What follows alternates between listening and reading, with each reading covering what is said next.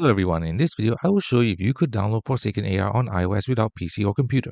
Generally, you cannot easily download unofficial apps like Forsaken AR directly on iOS without a computer, as Apple restricts app installation outside the Apple Store, requiring site loading via tools like AltStore, which usually need a PC or Mac initially.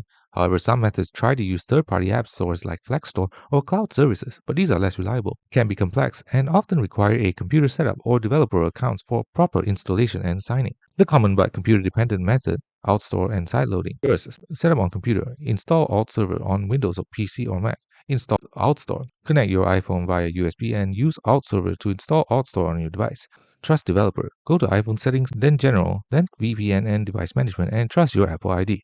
Sideload IPA.